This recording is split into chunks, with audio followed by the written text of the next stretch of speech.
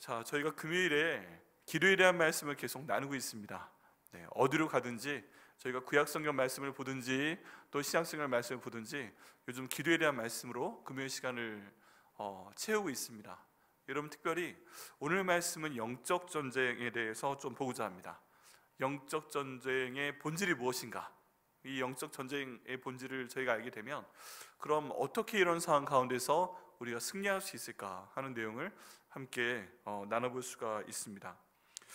여러분, 저희들의 삶이 눈에 보이는 삶이 있습니다. 눈에 보이는 내용들이 있습니다. 그런데 그 뒤에 어떤 그 영적인 전쟁이 항상 있다. 이것을 믿으십니까? 네, 항상 눈에 보이는 것 이전에 영적인 것이 있습니다. 욥기를 봐도 욥에게 어떤 일이 벌어지기 전에 그 일에 대한 대화가 어디에서 나타났어요? 하늘에서 나타났습니다. 하나님과 또 하나님의 사람들과 하나님의 존재들과 또 그 가운데 있었던 사탄과의 대화에서 욥에 대한 게 다루어지고 또 욥의 믿음을 시험해 보기 위해서 하나님의 일종의 허락하신 가운데 욥의 생명만 건드리지 아니하고 그 가족에 있는 모든 것이 없어져 버리는 그런 사건이 생겨납니다.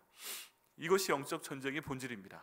눈에 보이는 현상이 나타나기 전에 그 뒤에서 어떤 일이 벌어졌다는 것입니다. 욥의 경우에도 그랬고요. 또 요한계시록 말씀을 볼 때 저희가 요한계시록에서 특이한 내용들을 보게 됩니다. 요한계시록 이미 성경 통독하신 분들은 다 읽으셨지만 하나님이 사도 요한에게 보여주십니다. 하늘에서 먼저 어떤 일이 있습니다. 예를 들어서 하늘에서 나팔 소리가 일어납니다. 7 나팔이 차례대로 불게 됩니다. 그러면 그 나팔의 결과 때문에 이 땅에 어떤 일이 생기죠.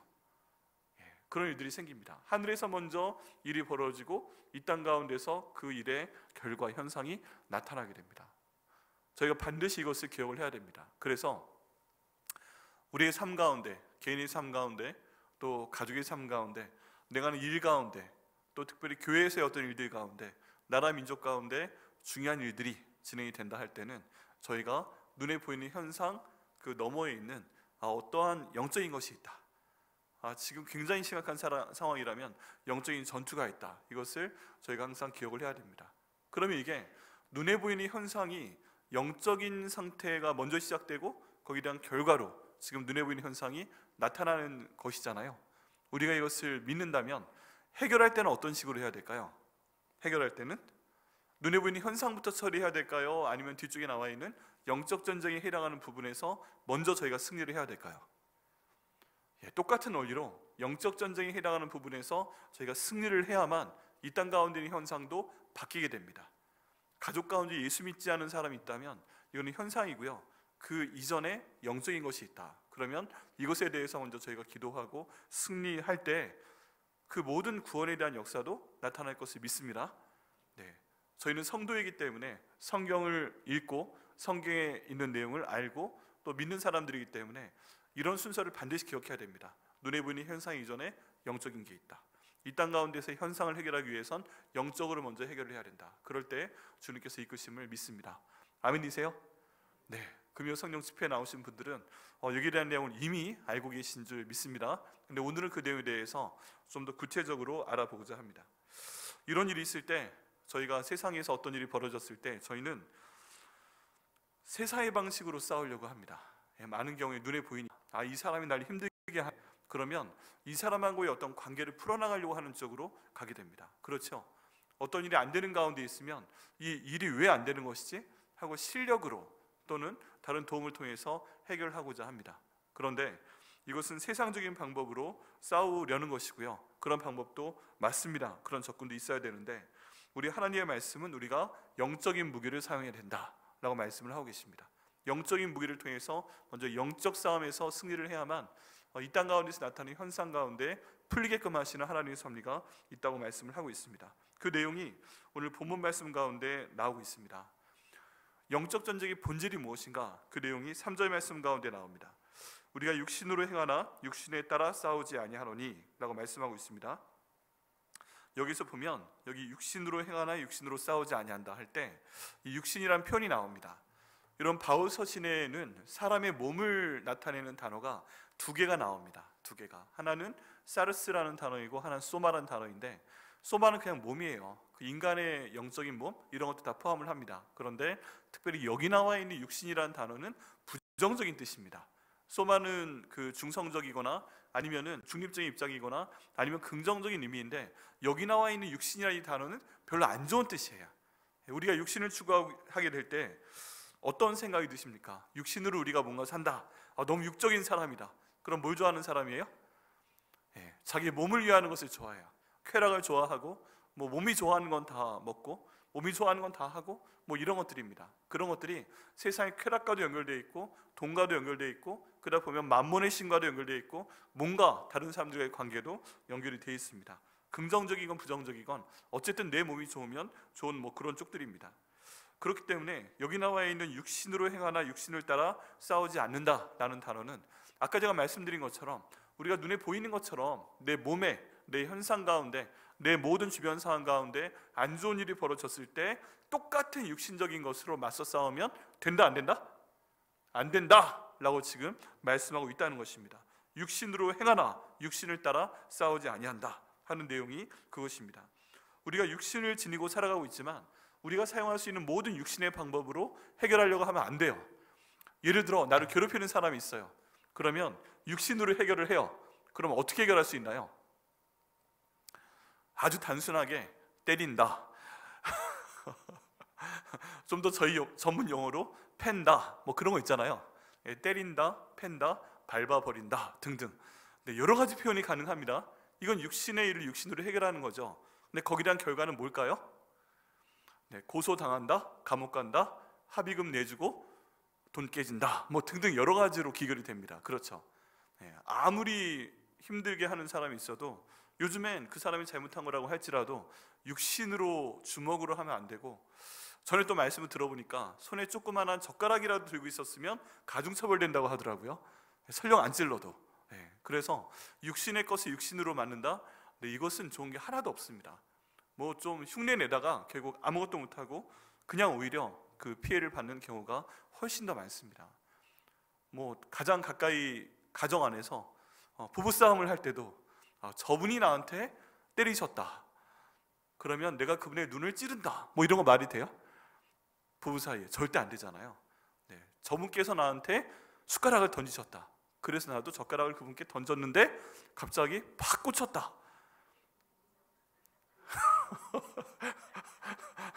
네, 부부싸움 가운데 그런 일이 벌어집니다. 네, 그러다가 밥이 맛이 없다고 뭐 상을 뒤에 엎었는데 그 반찬이 튀면서 김치 국물이 눈에 들어갔다. 그래서 안과에 빨리 가셨는데 눈이 굉장히 안 좋아졌다, 뭐 등등 여러 가지 상황이 있을 수 있잖아요. 뭐 육신의 것을 육신으로 바라는데 이걸 하다 보니까 예상치 못했던 방향으로 막 날아가는 겁니다. 굉장히 황당합니다. 여러분, 그 끝을 저는 몇 번 봤어요. 지금 다 설명하기 뭐한데 어쨌든 육신의 것을 육신으로 바를 때 전혀 좋지가 않습니다. 그렇다면 우리는 이 육신의 것을 어떻게 해결을 해야 되는가? 육신의 것에 대한 원칙을 정해야 됩니다. 육신의 것은 절대 육신으로 싸우지 않는다라는 것입니다. 우리의 전쟁은 눈에 보이는 차원이 아니라 영적인 차원, 보이지 않는 전쟁인 차원이 있다는 것을 저희가 기억을 해야 됩니다. 여기 싸우지 않는다라고 했을 때 이건 군사적으로 싸우다, 전투로 싸우다, 이런 내용으로요, 세상의 방법이 아닌 영적인 전략으로 이걸 맞부딪혀서 싸워야 된다 하는 내용을 지금 말씀하고 있습니다. 여러분, 이런 내용들 제가 3절 말씀을 먼저 보면서 간단하게 생각을 해봤는데요, 세상의 방법으로 우리에게 어떤 공격이 들어왔을 때, 도전이 들어왔을 때, 나를 굉장히 힘들게 할 때, 이게 사람을 통해 들어오는 경우도 있습니다. 근데 아닌 경우도 있어요. 괜히 내가 아픈 경우도 있고, 괜히 내가 넘어지는 경우도 있고, 괜히 이상이 재정에 문제가 생긴 경우도 있습니다. 어떤 관계 때문에 생기는 게 아니에요. 그럴 때는 우리가 어떤 식으로 거기에 대처하는 것이 일단 우선입니까? 예수 믿는 사람으로서 일단은 기도해야 되는 겁니다. 일단 기도하고 그 다음 하나님 말씀 보고 하나님의 지혜로운 방식 가운데 저희가 이 모든 영적인 전투에 대응을 해야 됩니다. 왜 그래요? 지금 눈에 보이는 현상이 다가 아니거든요. 시작은 분명히 어디에서부터 됐고, 여기에 내가 영적으로 대응을 할 때 하나님께서 그 싸움을 승리로 이끄십니다. 이 점에 대해서 저희가 먼저 기억해야 될 내용이 있습니다. 하나님의 사람일수록 하나님께서 잘못하면 거기에 대한 벌을 주세요, 안 주세요? 주세요. 왜냐하면 아들이기 때문에, 딸이기 때문에. 하나님의 사람이 아닌 사람이라면 뭐 원래 그럴 거니까 아무리 잘못해도 하나님께서 금방금방 반응하지 않으십니다. 근데 하나님이 사랑하는 아들이 뭔가 잘못했다, 하나님이 사랑하는 딸이 뭔가 잘못한다, 그러면 하나님께서 바로 그에게 말씀하십니다. 성령을 통해 말씀하시고 또 때로는 징계도 주십니다.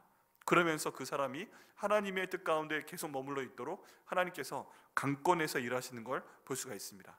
그런데 이런 그 상황 가운데 영적 전쟁인데, 이게 그냥 영적 전쟁이 아니라 내가 죄를 지은 것 때문에 하나님께서 지금 내게 몸을 통해서든 어떤 병을 통해서든 아니면 재정을 통해서든 아니면 인생 막대기와 사람 막대기와 인생 채찍이라고 그러잖아요.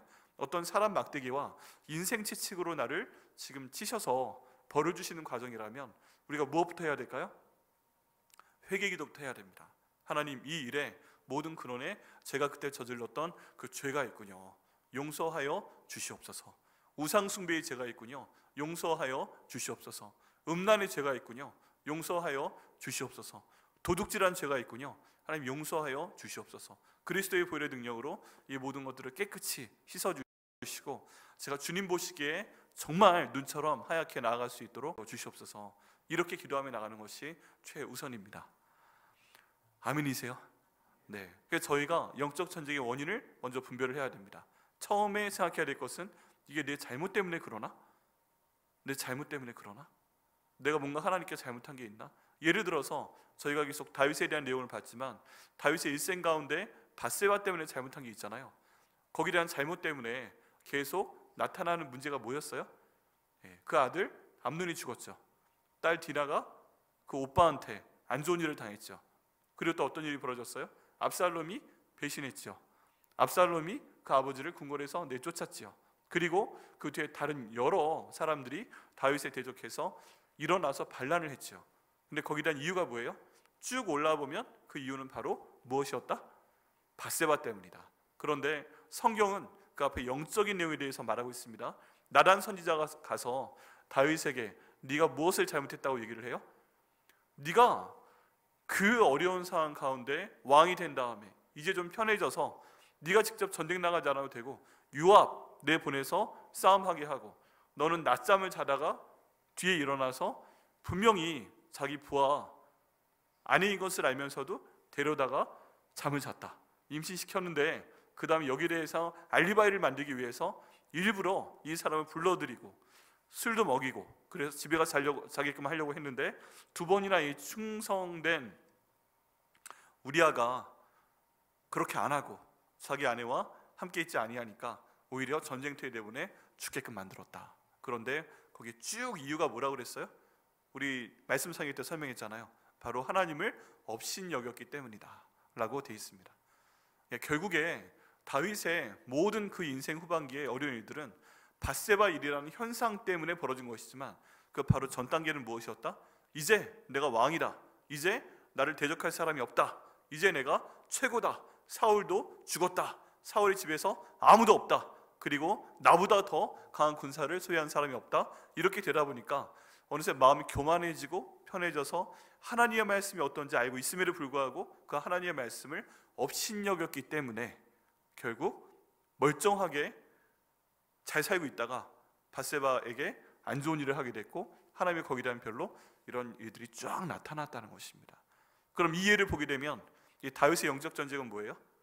하나님께 기도해서 그동안 기도응답 받은 모든 것들이 이 다윗에게 면류관입니다. 다윗에게 상입니다. 다윗에게 정말 권력입니다. 그런데 이것 때문에 오히려 뭘 하게 됐어요? 하나님의 말씀을 업신여기게 되고 그에 따라서 자기의 멸망의 길을 재촉했다는 것입니다. 여러분 그래서 그 팀 켈러라는 유명한 뉴욕에 있는 그 목사님이 계십니다. 그분은 내가 만든 신이라는 책에서 우상 숭배를 얘기를 합니다. 근데 그 우상의 종류 중에 하나가 뭐냐면 응답된 기도 제목입니다. 응답된 기도 제목. 내가 열심히 기도하고 있잖아요. 근데 하나님이 거기에 대해서 응답을 해주시잖아요. 그러면 그 기도 응답이 보통 놀라운 거잖아요. 대단한 거잖아요. 우리 사회가 성공한 거잖아요. 이 모든 성공한 기도 제목, 이 모든 성취된 기도 제목이 내게 우상이 돼서 나에게 자랑이 되고, 그것 때문에 결국 어떻게 된다는 거예요? 하나님과 멀어진다는 거예요. 참 이상한 일이죠. 기도 제목이 그러니까 그게 우상이 돼서 하나님 말씀을 업신여기고 행동하게 되고 벌받게 하는 그런 원인이 되었다는 것입니다. 다윗의 경우에 보면 그렇습니다. 여러분, 이런 것들을 보게 되면 저희는 이 육신의 일을 육신으로 감당하지 않기 위해서 첫 번째 할 게 뭐다? 내가 만약에 하나님께 죄를 지은 것이 있으면 그거부터 회개를 해야 됩니다. 주님, 기억나게 하여 주옵소서. 내가 왜 자꾸 가족 가운데서 이런 갈등이 일어나는 거지? 내가 왜 자꾸 직장에서 일이 안 풀리는 거지? 왜 자꾸 내가 있는 모임 가운데서 이런 어려운 일이 생기는 거지? 그 모든 것의 근원에 뭐가 있다? 내 죄가 있을 수 있다? 그렇다면 둘 중에 하나입니다. 하나님의 성령께서 제게 직접 말씀하여 주옵소서, 기도해서 받는 방법이 있고요. 두 번째는 하나님께서 나단을 다윗에게 보내서 말씀하신 것처럼 하나님의 사람을 내게 보내주셔서 그 일에 대해서 성령 하나님의 인도하심 가운데 제게 말씀하게 하시고, 또는 돌려 말해도 깨닫게 하시고 거기에 철저히 회개할 수 있도록 인도하여 주시옵소서 라고 기도하는 것입니다. 여러분, 이런 관점에서 보게 되면 가정 가운데 있는 많은 문제가 이런 영적인 문제부터 시작이 됩니다. 어떤 죄예요? 가정 안에 있는 아버지가 하나님의 성령에 충만해서 가족을 위해 축복 기도할 수 있는 영적인 아버지가 되지 못한 죄, 이것도 큰 겁니다.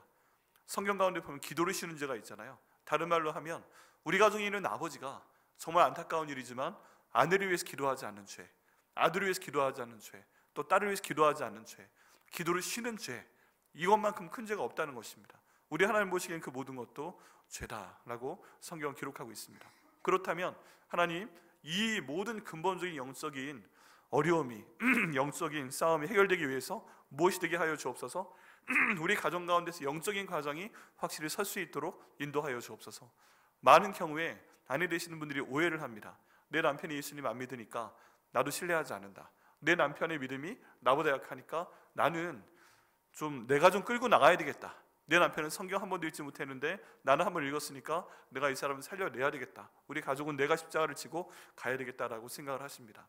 물론 그 기도도 하나님이 받으십니다. 근데 정말 중요한 것은 무엇이다? 성경적인 원리가 아내의 머리가 남편이고 남편의 머리가 그리스도이고 그리스도의 머리가 하나님이라면 아내들은 자기의 머리인 남편이 온전한 하나님의 사람이 될 수 있도록 그 남편을 위해서 기도해야 되는 줄 믿습니다.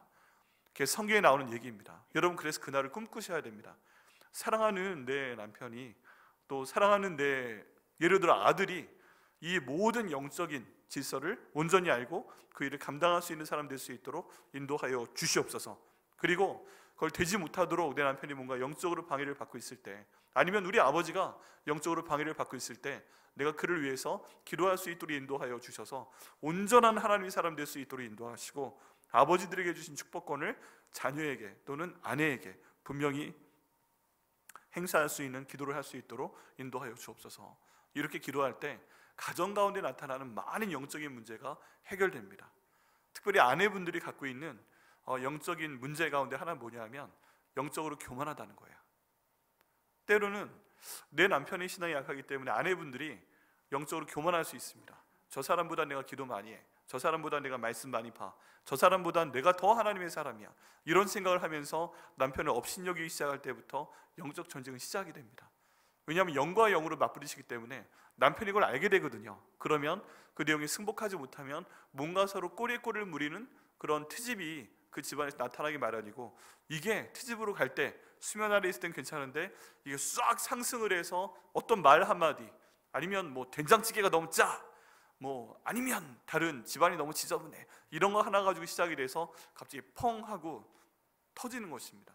여러분, 이런 영적인 원리가 저희 삶 가운데 분명히 나타납니다. 이걸 시작하는 게 뭐예요? 영적인 죄가 있다. 그렇다면 예수 그리스도의 보혈의 능력으로 이 모든 영적인 죄를 없애 주옵소서 라고 기도할 때 하나님께서 바로잡으실 겁니다. 또는 전혀 모르는 또 다른 것이 있다. 그러면 하나님 그거 알려주옵소서라고 기도할 때 저희가 육신의 것을 육신으로 맞서 싸우지 아니하고 이런 육신의 것으로 보인다 할지라도 영적으로 분별하고 승리하게끔 주님께서 인도하실 것을 믿습니다. 인간적인 논리나 감정에 휘둘리지 마시고 하나님의 지혜로, 하나님의 말씀으로 싸울 때 저희가 온전한 승리를 할 수 있고요, 누구도 다치지 않는 정말 평화로운 그런 승리가 나타날 줄 믿습니다. 4절 말씀 가운데 보면 하나님께 사용하시는 강력한 무기에 대한 내용이 나옵니다. 4절 말씀 한번 같이 읽어보시겠습니다. 시작. 우리의 싸우는 무기는 육신에 속한 것이 아니요 오직 어떤 견고한 진도 무너뜨리는 하나님의 능력이라 모든 이론을 무너뜨리며 라고 되어 있는데, 자, 여기 보면 무기에 대한 것이 나옵니다. 이 무기는 홈라라는 단어인데 일반적인 무기가 아니라 전쟁에서 쓰이는 전문적인 무기를 말합니다. 방어 또는 공격의 도구이고, 우리가 영적으로 볼 때는 기도나 말씀, 성령의 은사들 이런 것들을 생각할 수가 있습니다. 특별히 저희가 영적 전쟁에서 승리할 때는 믿음의 은사가 굉장히 중요합니다. 여러분, 그 믿음이요 굉장한 무기입니다. 또 믿음도 은사입니다. 내가 안 믿어지네, 그런 경우 있을 수 있어요. 그런데 하나님께서 영적인 은사 중에 하나로 특별한 믿음을 주시는 경우가 있습니다. 그게 뭐예요? 눈에 보이지 않아도 하나님 말씀 믿고 버티며 신뢰하며 나아갈 때, 믿음 가운데 나아갈 때 하나님께서 그 믿음을 사용하셔서 승리하게끔 하십니다. 이 내용이 에베소서 6장에서 나오는 성령의 전신갑주와 연결이 됩니다. 그게 뭐예요? 성령의 전신갑주, 구원의 투구, 의의 흉배, 진리의 허리띠, 평안의 복음의 신, 또 믿음의 방패, 말씀의 검 등이잖아요. 이 모든 가운데, 이 모든 내용 가운데 방패는 뭐예요? 믿음의 방패라고 합니다. 여러분, 저희가 어떤 어려운 시험 가운데 있을지라도 믿음의 방패로 그 모든 것을 막아낼 때 주님께서 견고히 서게 하시고 또 승리하게 하시는 것을 믿습니다. 특별히 여러분, 믿음이 없어서 시험에 드신 분들이 계세요. 그러면 믿음을 주시라고 간절히 기도해야 됩니다. 나의 모든 생활에 대해서도, 내 자녀에 대해서도, 우리 자녀들에 대해 볼 때 얼마나 때로는 자녀 때문에 답답할 때가 있어요. 또 사춘기 지나는 자녀가 있거나 지금 막 어려운 가운데 있는 자녀가 있고, 얘가 막 부정적인 얘기를 하고 미래가 어떻게 될지 모르겠고, 얘가 자기를 봐도 그렇고 내가 우리 아들 딸을 봐도 그렇고, 그럴 때 얼마나 힘든 상황 가운데 있습니까? 그때는요, 아빠 엄마는 지옥입니다. 지옥. 그렇지 않아요? 그런데 그 순간에 우리에게 필요한 것은 하나님께서 주시는 믿음입니다. 이 아이를 창조하신 하나님께서 이 아이 책임져 주옵소서, 나는 그때까지 계속 믿고 기도하겠습니다, 믿음 가운데 나아갑니다 라고 기도할 때 하나님께서 영적 전쟁에 승리하게 하시고, 우리가 사랑하는 그 아들과 딸들을 주님께서 정말 최선의 길로 인도하실 것을 믿으면서 나갈 때 이런 종류의 영적 전쟁에서 반드시 승리하게 하실 것을 믿습니다. 믿음 중요합니다. 달라고 기도하셔야 됩니다. 근데 여기에 굉장히 특별한 단어가 또 하나 나옵니다. 오직 견고한 진도 무너뜨리는 하나님의 능력이다 라는 내용이 나옵니다. 여기 견고한 진이라고 나와 있는데 강력한 성벽이에요. 요새예요. 우리가 영화에서 보는 로마 시대 공성 장비 가지고 성을 무너뜨리는 그런 내용들이 있잖아요. 그게 서양 영화에도 있고 유럽 영화에도 있고, 그리고 우리 한국 영화에도 있는데 성벽이 있는 겁니다. 성벽이, 그런 강력한 성벽이 우리 가운데 있으면서 이런 성벽이 무너지지가 않는 거예요. 사람이 쉽게 변하지 않잖아요. 왜 그렇습니까? 어떤 사람이 갖고 있는 생각이나 감정이나 행동 패턴이 쉽게 변하지 않아요. 그게 왜 그렇다? 이 말씀에 따르면 우리 마음 생각 가운데 어떤 죄의 생각이나 거짓된 신념이나 두려움이나 아니면 잘못된 생각이나 감정이나 행동에 대한 패턴이 마치 성을 쌓고 있는 것처럼 우리 마음속에 지어져 있기 때문에 그렇습니다.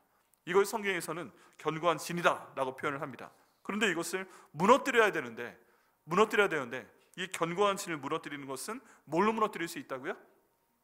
오늘 말씀에 따르면 오직 어떤 견고한 진도 무너뜨리는 하나님의 능력이다 라고 말씀하고 있습니다. 사람이 변하려면요, 이 진이 깨져야 됩니다. 근데 이 진을 깨는 것은 무엇이다? 바로 하나님의 능력이다 라고 말씀하고 계십니다. 하나님의 능력, 하나님의 능력은 어디서부터 나오는 것일까요? 원점으로 돌아오면 다시 하나님 말씀과 기도 가운데서, 믿음 가운데서 나오게 되는 것인 줄 믿습니다. 그러니까요, 어떤 사람이 정말 저 인간 변하지 않는다, 정말 저 인간 진짜 변하지 않는다, 어떻게 생각이 저렇게 안 변하냐, 맨날 하는 생각이 부정적이냐, 맨날 하는 말이 그렇게 비판적인 말만 하냐, 어떻게 딱 집어서 얘기하는 건 다 듣기 싫은 얘기만 저렇게 하냐, 그런 상황 가운데 있을 때 그 사람 가운데 있는 견고한 진이 깨워져야 된다면 저희는 이 견고한 진을 말씀과 기도로 하나님께 가지고 나가서 내가 깨는 것이 아니라 하나님 말씀의 능력으로 깨워주시옵소서 라고 기도할 때 그 견고한 진이 깨질 줄 믿습니다. 그래서요, 사람이 변하려면 사람의 말로 깨어지는 것이 아닙니다. 사람이 변하고 사람의 견고한 진이 사라지기 위해서는 하나님의 말씀밖에 없습니다. 하나님 말씀이 들어가야 이 우리 영혼이 설득이 됩니다. 하나님 말씀이 뭐라고요? 모든 성경은 하나님의 감동으로 기록된 것으로 라고 나와 있는데, 이 하나님 말씀으로 기록됐다는 의미가 성령의 감화 감동을 통해서 기록됐다는 의미가 성령께서 주관하신다는 겁니다. 이 말씀이 창세기에서 인간의 영혼 가운데 훅 하고 불어넣으신 그 하나님의 호흡과 같은 것입니다. 하나님의 호흡과 성령의 감동이 같은 그런 표현으로 갖고 있습니다. 그렇다면 사람이 하나님 안에서 온전히 변화되고 죽어있는 영혼이 살아나고 하나님께 순종하기 위해서는 하나님 말씀이 들어가는 것이 최선이고 유일한 해결책입니다. 그래서 저에게서 강조하는 것이 성경을 읽어야 된다는 것입니다. 성경을 읽을 때 이 말씀이 마음에 남아서 그 말씀이 나로 사로잡기 시작하고 이 말씀이 나의 앞길을 인도해 나갈 때 마치 목자가 양들을 끌어나가는 것처럼 내가 성경 말씀을 이용하기 위해서 뒤를 끌고 가는 것이 아니라 내가 읽은 하나님의 말씀이 내 마음판에 새겨져서 나를 끌고 나가고 내 마음을 끌고 나가고 생각을 끌고 나가고 행동을 끌고 나갈 때 하나님께서 결국 그 견고한 진을 파하게 하시는 것인 줄 믿습니다.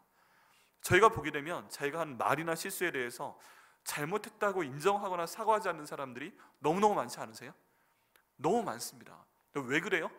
이 견고한 진이 파괴되지 않기 때문에 그렇습니다. 하나님 말씀을 비춰보지 못하면 이게 인정이 안 되는 거예요. 내가 신이고 내가 주인이기 때문에 이 말이 내게 가장 중요하기 때문에 잘못한 게 없습니다. 그런데 그런 마음, 그런 삶은 무엇으로 깨질 수 있다? 바로 하나님의 말씀으로 깨질 수 있다. 기도로 깨질 수 있다. 그럴 때 하나님께서 이 모든 어려움을 이겨나가게 하실 것을 믿습니다. 여러분 삶 가운데 어떤 견고한 진을 체험하고 계십니까? 이 견고한 진은요 여러 가지 형태로 있을 수 있어요. 마음에 불안하신 거, 마음이 되게 걱정이 많이 되시는 거, 그리고 죄책감, 그리고 어떤 일에 대한 중독, 뭐 게임 중독, 여러 가지에 대한 중독 다 포함이 됩니다. 미래에 대한 불안감, 의심, 이런 것들이 다 우리 마음 가운데 성을 쌓고 있는 견고한 성이다, 진이다. 그럴 때 오직 하나님의 말씀으로 우리가 기도하며 나아갈 때 주님께서 깨트려 주실 것을 믿습니다. 예, 정말 필요합니다. 5절 말씀에 오늘 말씀의 제목처럼 생각에 대한 내용이 나옵니다. 5절 말씀, 하나님 아는 것을 대적하여 높아진 것을 다 무너뜨리고 모든 생각을 사로잡아 그리스도에게 복종하게 하니라고 되어 있습니다. 6절 말씀까지 연결되는데 여기서 딱 자른 이유는 여기 이 내용이 핵심이기 때문에 그렇습니다. 자, 보게 되면 이제 하나님의 능력입니다. 그럼 하나님의 능력이 어떤 일을 하는가가 나옵니다. 하나님의 능력이 4절 마지막에 첫 번째 모든 이론을 깨뜨린다, 무너뜨린다라고 되어 있습니다. 두 번째 하나님 아는 것을 대적하여 높아진 모든 것을 무너뜨린다고 되어 있습니다. 이게 두 번째 하나님 말씀의 능력입니다. 세 번째 모든 생각을 사로잡아 그리스도에게 복종하게 한다라고 말씀하고 있습니다. 자, 이게 하나님 말씀의 능력입니다. 하나님 말씀의 능력, 모든 이론을 깨는 것이 첫 번째인데요, 이 이론이라는 것은 논리적인 추론입니다. 가치관입니다. 철학적인 얘기입니다. 본인의 신념입니다. 일생 동안 자라오면서 이 사람만의 틀이 있잖아요. 그 사람만의 틀이 있어요. 가만히 보다 보면 처음엔 몰라도 살다 보면 아, 이 사람이 이런 식으로 생각하고 이런 식으로 받아들이고 이런 식으로 해석해서 결론은 뭐가 나는구나, 이런 그 사람만의 논리적인 추론이 있습니다. 이게 이론이라고 표현되어 있는데 그냥 이론이 아니라 그 사람의 아집이에요. 그 사람의 생각, 사고 방식이에요. 그 사람이 생각하는 타입이에요. 그런데 이게 만약에 하나님 기뻐하시는 방향이 아니라, 그렇다면 이것을 깰 수 있는 방법은 뭐다? 오직 하나님 말씀의 능력밖에 없는 줄 믿습니다. 이걸 깨시겠다고요? 배우자가 자꾸만 당신 그거 잘못했잖아, 아니야, 잔소리 해봐야 쨍그랑쨍그랑 소리만 납니다. 갈등만 일어납니다. 애들이 뭔가 잘못하고 있다고, 야 너 게임 그만해, 야 그거 계속하게 되면 머리 뇌세포가 다 썩어 라고 아무리 잔소리를 해도 그냥 내비둬요 하면서 해요. 그럴 때 방법이 없어요. 방법이 너무 힘듭니다. 그렇지 않아요? 그것 때문에 얼마나 많은 그 부모님들이 고생을 하십니까? TV를 봐도 그렇고 인터넷을 봐도 그렇고 자료를 봐도 그렇고, 여러분 이런 갈등이 얼마나 많이 생겨나고 있어요. 그런데 이런 그 사람이 갖고 있는 이론은 부모님의 잔소리로, 또 배우자의 잔소리로, 목사님의 설교로 깨어지는 것이 아닙니다. 하나님 말씀의 능력으로 이 모든 것이 깨어질 줄 믿습니다. 그래서 저희가 이것을 믿고 의지해야 됩니다. 이것을 깰 수 있는 방법은 뭐다? 그 당사자가 하나님 말씀을 읽고 그 말씀을 알고 그 말씀을 통해 기도하게 될 때 그 마음 가운데 있는 견고한 진을 하나님께서 하나님의 능력으로 깨워주실 걸 믿습니다. 한번 생각해 보세요. 이 견고한 진을 깨워줘야 되는 사람이 누가 있을까? 내가 말하면 안 되는데 하나님, 그럼 하나님의 능력 의지합니다. 도와주옵소서 라고 믿고 오늘 말씀 붙들고 기도하실 때 이 견고한 진이 깨어지게 하실 것을 믿습니다. 두 번째, 지금 하나님 말씀에 깰 수 있는 게 뭐예요? 하나님 하는 것을 대적하여 높아진 것을 다 무너뜨리고 라고 되어 있습니다. 이게 하나님 말씀이 두 번째 깨어버리는 견고한 진입니다. 하나님을 아는 것을 대적하여 높아진 것을 다 무너뜨리고. 지금 여기에서 문제는 뭐예요? 세상적인 가치관, 그 사람이 갖고 있는 생각, 이 모든 것들이 지금 안에 있는데 하나님을 알아요. 그런데 하나님을 아는 것에 대적합니다. 하나님이 이거 좋아하시지? 그럼 난 싫어하는 거 해야지. 청개구리 영성이 있습니다. 하나님 말씀 읽는 거 좋아하시네? 그럼 청개구리 영성, 그럼 말씀 보지 말아야지. 하나님 기도하는 거 좋아하시네? 그럼 조금만 해야지. 이런 청개구리 영성이 있어요. 그런 상황 가운데서 이 사람이 자아가 자꾸만 높아집니다. 여러분, 크리스찬의 성도의 자아는 더 성숙하면 성숙할수록 하나님께 더 의지하는 영성입니다. 그런데 미성숙한 영성은 더 하나님을 알면 알수록, 이렇게 살아나갈수록 더 하나님께로부터 떨어지려고 하는 영성은 미성숙한 영성입니다. 같이 성도로서 한 교회에 있어도 어떤 분은 신앙의 연수가 더하면 더해질수록 더 하나님께 의지하고 주여 저를 불쌍히 여겨 주옵소서, 도와주옵소서 기도하는 분이 있는 반면, 어떤 분들은 교회 연수가 더 오래되고 더 하나님 그 세월이 흘러가는데 내가 더 독립적이고 하나님 없이 내가 갖고 있는 경험으로, 하나님 없이 내가 갖고 있는 생각으로 이 모든 걸 할 수 있습니다. 난 더 이상 하나님 필요 없습니다. 하나님 말씀을 업신여기는 다윗의 단계까지 가시는 분들도 종종 보게 됩니다. 여러분, 그럴 때 하나님의 능력이 하시는 일은 뭐예요? 바로 하나님 말씀이 능력이 하시는 일은 하나님 아는 것을 대적하여 높아진 그것을 다 무너뜨려 버리신다라고 말씀하고 있습니다. 여러분, 여기 보면 하나님이 하나님을 대적하여 높아진 것은 어떻게 하신다고요? 무너뜨리신다고요. 이거 무너지면 어떻게 될 것 같으세요? 그 사람이 일생 동안 쌓아놓은 것이 다 무너질 수가 있습니다. 그렇게 되기 전에 돌아와야 됩니다. 정말 필요하다면 너무 늦기 이전에 하나님, 내 남편이, 내 아내가, 우리 아이들이 하나님을 대적하여 막 이렇게 뭔가 쌓아가고 있는데 이거 하나님의 능력으로 빨리 무너뜨려 주시고 빨리 돌아올 수 있도록 인도하여 주시옵소서 하고 기도할 때 하나님께서 그 일을 하실 것을 믿습니다. 두 번째까지 나왔습니다. 첫 번째 뭐였어요? 모든 이론을 파하는 것이고, 두 번째 하나님을 대적하여 높아진 것을 다 무너뜨리는 것이고, 세 번째가 너무너무 중요합니다. 모든 생각을 사로잡아 그리스도에게 복종하게 하는 것입니다. 여러분 한번 해보시겠어요? 같이 해보시겠어요? 모든 생각을 사로잡아 그리스도에게 복종하게 하여 주시옵소서. 여러분, 여기 나와 있는 생각이라는 표현이 있는데 이 생각이라는 표현이 굉장히 중요합니다. 여러분, 결국 우리의 모든 말은 어디에서부터 나오는 거예요? 생각으로부터 나오는 겁니다. 우리의 행동은 어디로부터 나오는 거예요? 생각으로부터 나오는 겁니다. 우리가 잘하는 것도 생각으로부터 나오는 것이고 못하는 것도 생각으로부터 나오게 됩니다. 여러분, 세상적인 관점에서 볼 때는 사탄이 우리를 갖고 노는 최초의 장소이자 가장 중요한 장소가 어디예요? 바로 우리의 생각입니다. 사탄은요, 우리 말 가지고 먼저 사용하는 게 아닙니다. 우리의 행동을 가지고 먼저 사용하는 것이 아닙니다. 우리의 생각부터 쥐고 흔들게 됩니다. 이런 성경에 대한 그 생각에 대한 내용들이 성경 구절에 나옵니다. 특별히 욥의 생각을 저희가 알 수가 있는데요, 욥기 3장 25절에 이런 말씀이 있습니다. 내가 두려워하는 그것이 내게 임하고 내가 무서워하는 그것이 내 몸에 미쳤구나 라고 하는 말씀입니다. 여러분, 욥은요 하나님이 인정하시는 의인이었어요. 위대한 사람이었어요. 이 시대 가운데서 욥은 나를 의지할 거다, 욥은 나를 믿을 거다, 이렇게 하나님이 말씀하실 수 있는 유일한 사람이었습니다. 저 하늘에서 사탄 앞에서. 그런데 이 욥이 그런 일반적인 생활 태도를 갖고 있음에도 불구하고 마음에 어떤 생각을 갖고 있었어요? 그 다음에 사탄이 그 집안에 일으키는 모든 일들, 아들, 딸이 다 죽는 거, 재산이 다 날아가는 거, 그리고 자기 몸에 병드는 거, 마누라가 하나님 욕하고 죽으라 말한 다음에 도망가는 거, 이 모든 내용이 결국 어디에서부터 나왔다는 거예요?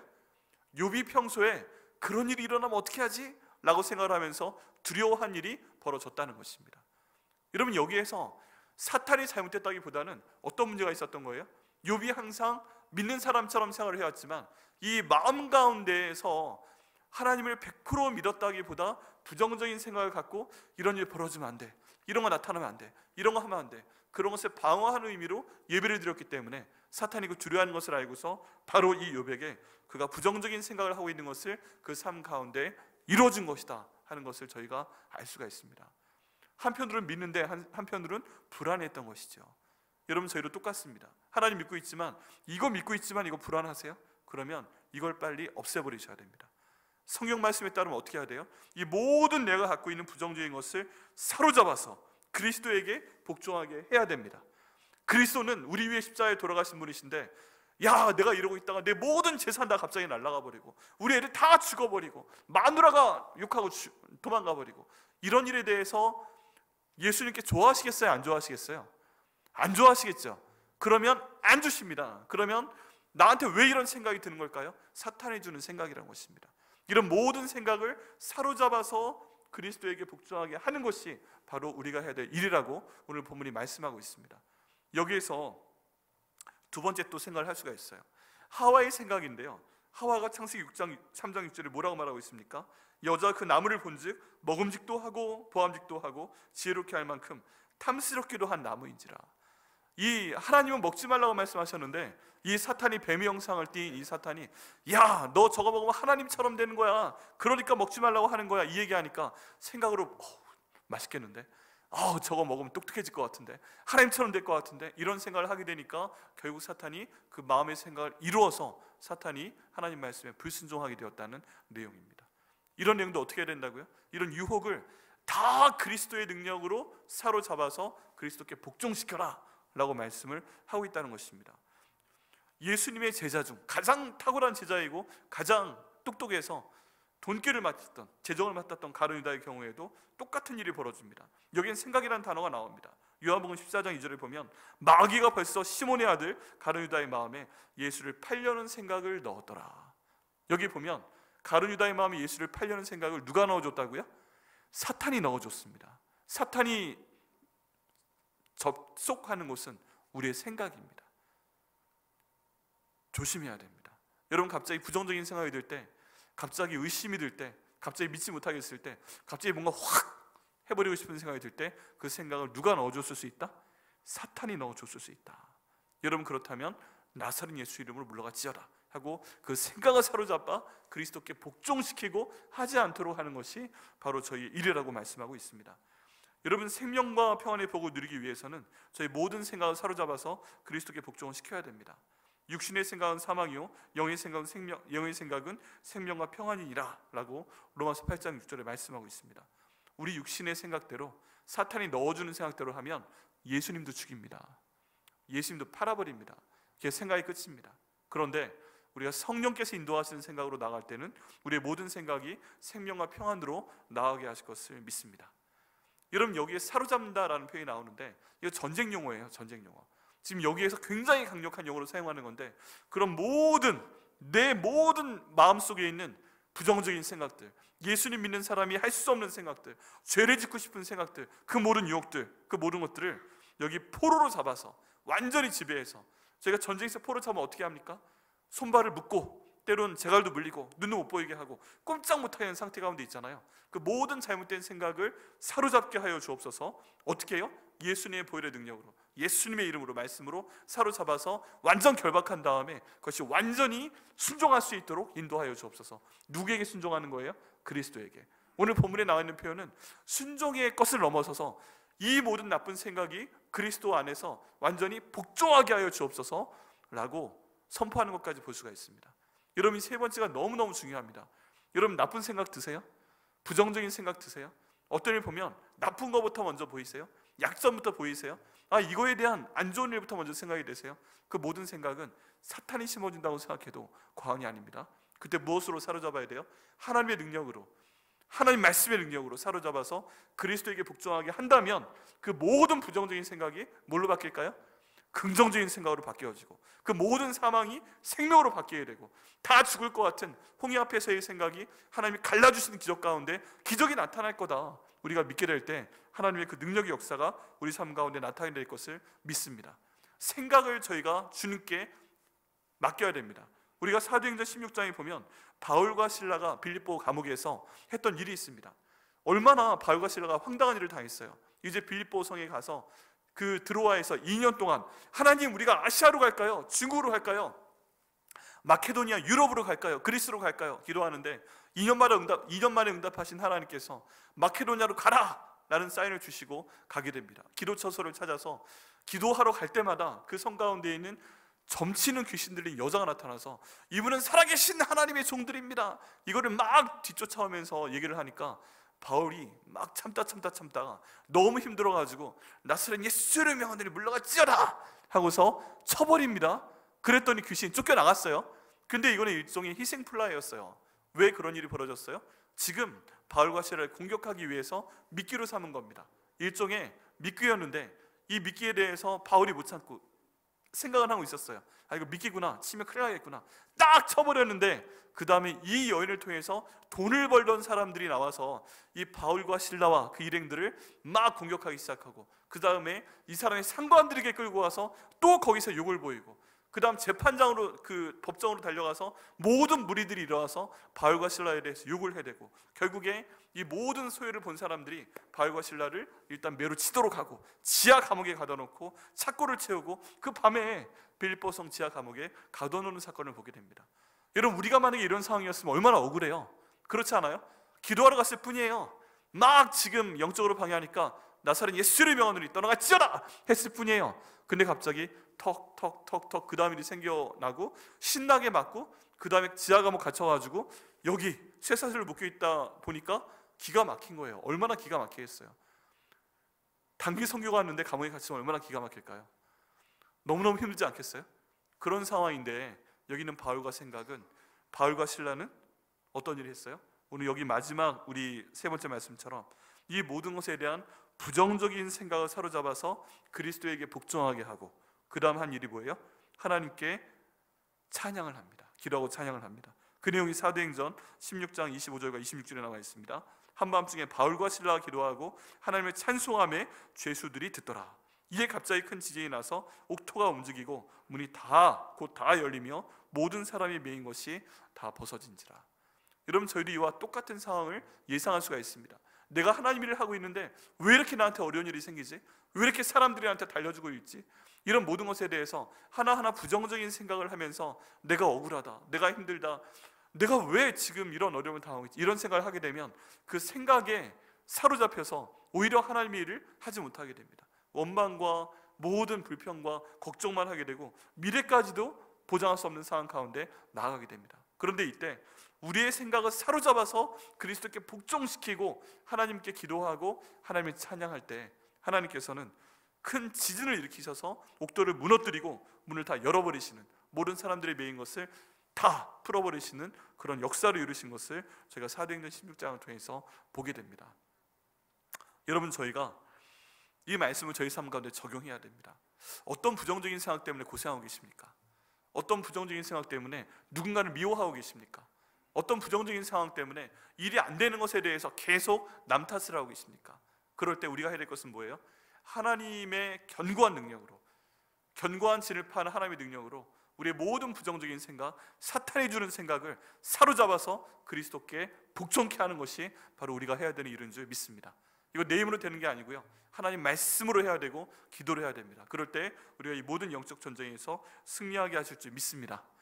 여러분, 영적 전쟁 가운데 계신 분들 오늘 이 말씀 기억하시고요, 특별히 하나님 말씀의 능력으로 저희가 싸워야 되지만 마지막에 있는 말씀, 내 생각 가운데 있는 모든 사탄의 영을 뿌리 뽑고 이것을 그리스도께 복종시켜서 결국 주님의 은혜 가운데 승리하게 하시는 저 여러분들에게 하시기를 예수님의 이름으로 축원합니다.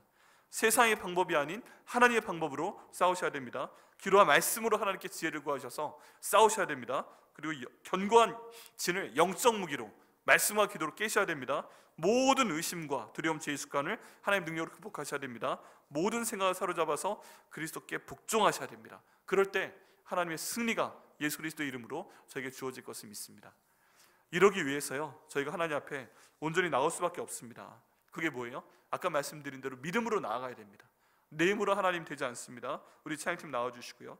내가 믿고 또 의지할 수밖에 없습니다. 이런 모든 영적인 전쟁 근원이 뭔지 알았어요. 근데 승리의 방법은 뭐예요? 내 힘으로 싸워 이기는 것이 아니고 그 모든 잘못된 생각을, 사탄이 주는 생각을 다 사로잡아서 그리스도의 복음의 능력 가운데 복종시킬 때 일이 나타날 것을 믿습니다. 그래서요, 저희는 믿어야 됩니다. 눈에 보이지 않아도 믿어야 됩니다. 귀에 들리지 않아도 믿어야 됩니다.